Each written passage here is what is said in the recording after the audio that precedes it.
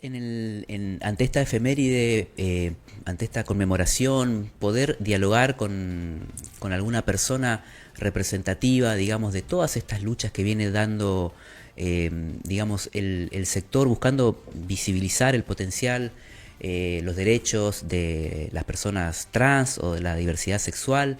Y justo coincidió en que una de las personas que en la República Argentina más ha luchado y más trabaja en los últimos años justamente por visibilizar estos derechos, puntualmente los derechos laborales y puntualmente también de la población de personas trans, es Martina Ansardi, quien además es la primera mujer trans egresada como directora de teatro en nuestro país. Ella es egresada de la Escuela Metropolitana de Arte Dramático de Buenos Aires y además, coincidentemente, en el día de ayer anoche estrenó una obra, su primera obra como directora teatral. También esto es un hito histórico dentro del Teatro Nacional, hay que decirlo. Es una obra que se llama La Tempestad, se estrenó en el Teatro Gargantúa. Y bueno, decidimos hablar con Martina y focalizarnos también en su obra, en su trabajo y después poder profundizar algún que otro tema. Así que tengo entendido que la tenemos en línea, estamos tratando de comunicarnos con Martina Ansardi entonces para dialogar un poco sobre estas cuestiones en este día tan especial. Vamos a ver si está. A ver, la voy a saludar. Martina, buenas tardes. Hola Martina, ¿qué tal? Buenas tardes. Sofía y Buenas Sergio te tardes, saludan Martina, ¿cómo aquí estás? desde Radio Lateral, desde Posadas Misiones. Bueno, ¿cómo estás? Tenemos entendido que anoche estrenaste obra. Sí, gracias, Sofi, Sergio, por la llamada. Estamos muy contentes porque la verdad que fue un hermoso y está la sala llena, así que muy feliz. Bueno, Martina, recién mencionábamos que sos la primera mujer trans directora teatral que tiene nuestro país. La verdad que es un hito que además se haya estrenado esta obra La Tempestad. Contanos un poco, en principio, de la obra teatral. Es una obra de Shakespeare, cómo la estuviste trabajando y cómo te fue anoche también. Sí, fue mi proyecto de egreso del año pasado, que me egresé de la Escuela Metropolitana de Arte Dramático de la Ciudad de Buenos Aires, que es una de las escuelas que tiene la carrera Tecnicatura en Puesta en Escena, Dirección Teatral. Así que ese fue mi proyecto de egreso del año pasado y el año pasado lo que hice fue montar la mitad de la obra, que es una obra enorme, La Tempestad, como todas las obras de Shakespeare. El texto lo hago completo, original, de 2 horas y cuarto dura la obra, así que para este año hicimos la obra completa y la estrenamos en el Teatro Gargantúa, en el barrio de Chacarita, en Jorge Newbery, Córdoba. Estamos los jueves a las 21 horas. Y bueno, es una propuesta también, por eso se llama Experiencia La Tempestad y no solo La Tempestad, porque también la idea es que la gente pueda venir a disfrutar no solo de un espectáculo a distancia, sino también los actores se bajan a hablar con el público, hay comida, hay bebida, se puede comer durante la función, hay una cantante que además da un show en el medio del espectáculo. O sea, es un espectáculo bastante integral, de la misma manera en la que Shakespeare también proponía los espectáculos teatrales de alguna manera. Así que nada, es algo que la gente lo disfrutó mucho. La puesta en escena tiene 11 intérpretes, fue un desafío para mí poder manejar 11 personas en escena, como para cualquier director o directora, y tiene además un músico que es Pablo De Nicotti, que compuso las canciones inspiradas en la cumbia de Gilda, porque el espectáculo está situado en un prostíbulo en el sur de la Argentina en los 90. Esa es la puesta en escena. Así que es toda una adaptación en cuanto a lo que es puesta en escena, pero los textos son originales, los actores dicen los textos originales, obviamente traducidos al español, pero es exactamente lo que Shakespeare escribió. Con una interpretación particular, ¿no? Con parte de nuestra historia, parte de una década también bastante emblemática en nuestro país. Exactamente, bueno, elegí esa época porque, bueno, la Tempestad de Shakespeare habla sobre una venganza para recuperar tierras. Y porque un hombre próspero es traicionado por su hermano y se termina apropiando de tierras, ¿no? Entonces, basada en inspirada en esa idea, también empecé a pensar en el cruce de conceptos del robo de tierras también, algo también muy presente hoy en Argentina con la ley con el DNU que permitió que la ley de tierras se tire por tierra, hablando vale la redundancia, y que extranjeros puedan seguir extrayendo suelo argentino para su provecho. Bueno, esta obra viene como un poco a hablar de esto, de algo argentino que fue expropiado por alguien con intenciones codiciosas, pero con la diferencia de que en este caso la protagonista yo le asigno un género mujer, o sea, Próspero lo cambio por Felicia, y esto se genera también una poética interesante porque todo lo que es el grupo de personas que reclaman su tierra son mujeres, y el grupo de personas que vienen a invadir o que son los que robaron esas tierras son hombres. Entonces se genera ahí como una disputa entre un espacio matriarcal, feminista o femenino si se quiere, que es invadido y es usurpado por hombres. Así que también esa es otra lectura también que se puede hacer durante la obra, que además termina con un pacto de paz de parte de las mujeres, que es un poco también lo que para mí el feminismo viene a traer a la sociedad, ¿no? No es un pacto de guerra, no es una propuesta de venganza, sino es una propuesta de alto el fuego, hagamos un acuerdo social en el que todos seamos iguales. Y bueno, la obra en el original también cierra con esta propuesta, o sea, venimos en son de paz, esta venganza ya fue saldada, por favor aplaudan, pide Próspero en el original, para que este pacto se termine de sellar y yo entierro mi venganza lo más profundo que pueda. Y creo que eso también es importante de poder remarcar en lo que es la lucha social feminista, ¿no? Que el feminismo no quiere venganza, sino que quiere paz e igualdad. Y bueno, en la voz de Felicia en este caso se pone ese texto. Sí, de hecho es interesante porque realmente fue el feminismo, digamos, en su vertiente luchadora y combativa, pero no desde el odio, sino desde el reconocimiento, lo que permitió abrirle la puerta a una diversidad importante, porque no eran solamente las mujeres, sino todas aquellas identidades y todas aquellas formas de vida que necesitaban un reconocimiento, necesitaban una visualización y una cierta naturalización, porque era visto desde un lugar nefasto, desde un lugar con tanta agresión, con tanto rechazo, que realmente necesitaban ese espacio. Justamente fueron los 90, recuerdo estos personajes públicos que hicieron esa voz, ¿no? Pienso a veces en Cris Miró, bueno, en Florencia, en varias personas que lograron entrar en este mundo y lograron abrirle la puerta a otros espacios que no eran solamente los de la exhibición pública, ¿no? Sí, exactamente, fueron muy importantes. Bueno, hoy es el Día Internacional de Lucha contra el LGTB odio, y es importante recordar esas huellas que dejaron nuestras antecesoras, gracias a quienes también hoy podemos caminar libremente por la calle.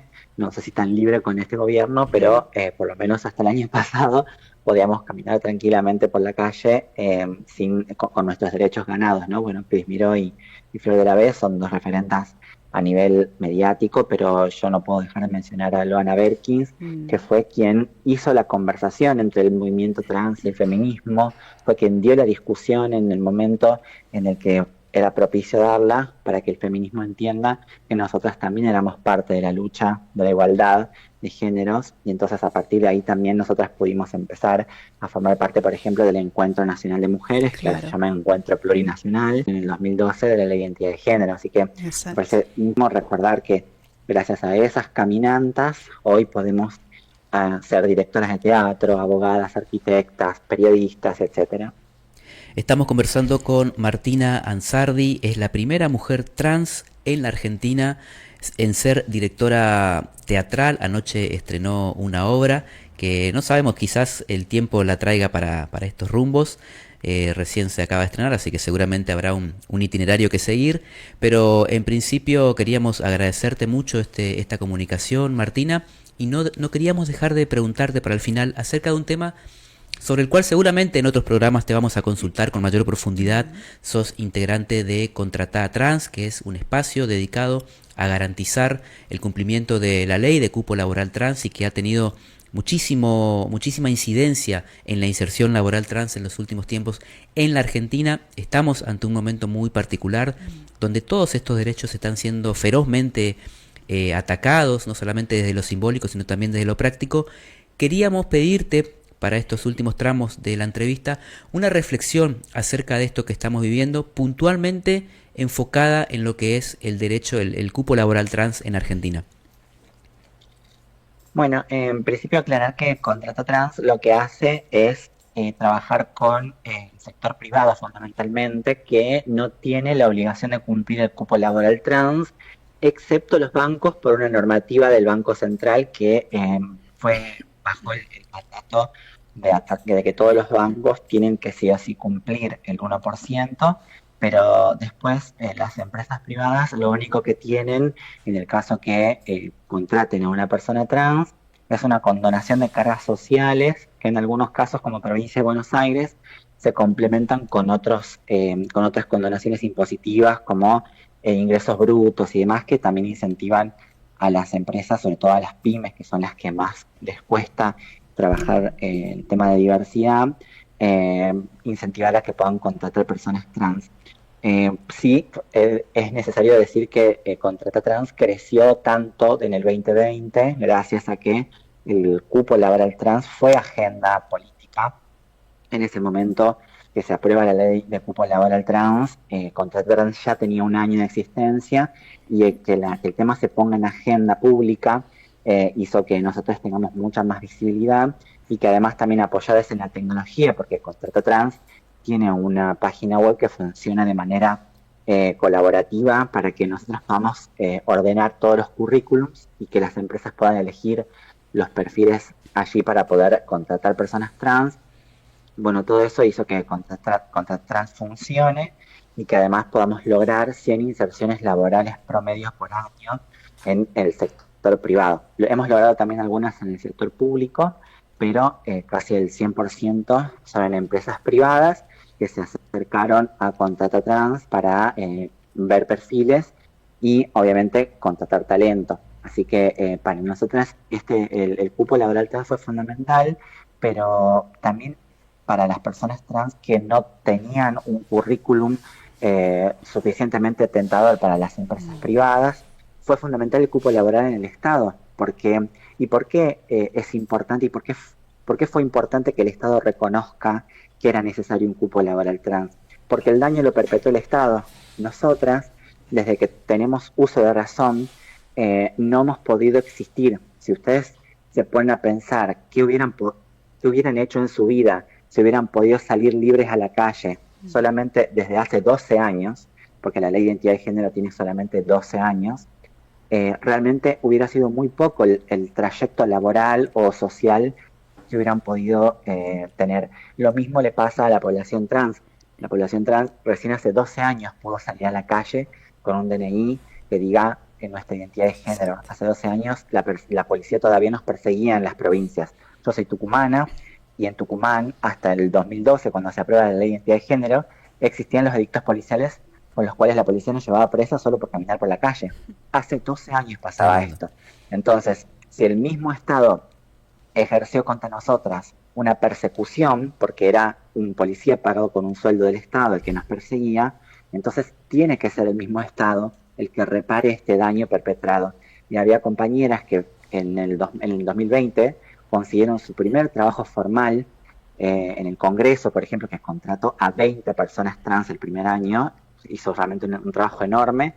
Personas que nunca en su vida ni en sus mejores sueños habían soñado con tener un trabajo formal y hoy tienen obra social, hoy se pudieron salir del lugar paupérrimo que alquilaban para tener una vivienda digna, poder pensar a futuro si se enferman y pueden cobrar su sueldo y tener un médico que las atienda, y son personas de 40, 45 años que se hubieran muerto realmente, porque nuestra expectativa de vida es corta, es de 41 años, 42 años. Entonces realmente fue un acto reparatorio importante y es necesario sostenerlo porque la reparación todavía no terminó. Hay muchas compañeras que siguen con ese daño histórico a la comunidad trans y no se repara con 2 años de cupo laboral trans. Es necesario hacer una acción. Apenas 700 personas trans entraron a trabajar en el Estado en estos 2 años de cupo laboral y realmente necesitamos muchas más compañeras que, sobre todo en las provincias. Que el mayor esfuerzo lo puso Capital y Gran Buenos Aires. Hay provincias que ni siquiera adhirieron el cupo laboral trans, como Jujuy, Sí, O sea, exacto. hay provincias que directamente dijeron, no, acá no se va a cumplir. Entonces, es necesario reparar el daño justo de esas provincias conservadoras donde las compañeras todavía están escondidas en el patio de atrás de una casa y salen solamente de noche porque si no reciben violencia. Ahí es donde tiene Mm. que llegar el Estado y sin el Estado no hay forma de reparar ni este ni cualquier otro daño que se detecte a lo largo de la historia que sea necesario reparar. Por eso es muy importante sostenerlo. Exactamente, y la lucha tiene que seguir más que nada hoy en día por lo que está pasando justamente con el gobierno de turno, porque justamente uno de sus principales objetivos es de financiar y de hacer desaparecer al Estado. Y con Exacto. toda la carga de odio con la que ya ingresaron, con todo este cúmulo de personas que ya trajeron todo este rechazo, todo este discurso de odio, que lo replican y ya lo hacen sin ningún tipo de reparo en los medios públicos. Bueno, en una de las letrinas sociales más conocidas que es Twitter, lo están invadiendo también en Instagram. Realmente, hoy más que nunca, tenemos que visibilizar esta lucha y tenemos que seguirla firme, a paso firme, justamente para no decaer, porque es uno de los derechos que vienen a violar este grupo que está actualmente gobernando. Sí, también le invito a la gente que escucha la radio de pensar que esto no tiene nada que ver con la ideología. Personas que están hoy en el gobierno no están en contra del colectivo LGTBIQ+. Lo que están es en contra de que la gente tenga autonomía de Mm. pensamiento, porque eso es lo que trae la comunidad trans, la comunidad LGTB a la sociedad.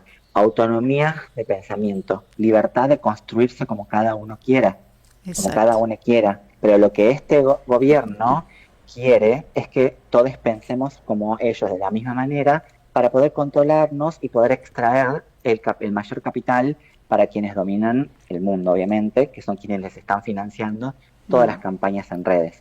Entonces hay que ser un poquito más vivos y vivas y darse cuenta que están utilizando una Claro. herramienta ideológica para convencernos de un interés económico y político detrás. Y entonces hay que decir, no, Argentina es un país bandera de la verdadera libertad, que es la Mm. libertad de poder ejercer derechos en la calle para todos y todas. Niños, niñas, adolescentes del colectivo LGTB necesitan libertad, necesitan seguridad para poder caminar por la calle y ningún padre o madre de una persona trans, de una persona del colectivo LGTB, tiene por qué sufrir porque su hijo o hija salga a la calle con el Mm. miedo de que lo vayan a matar.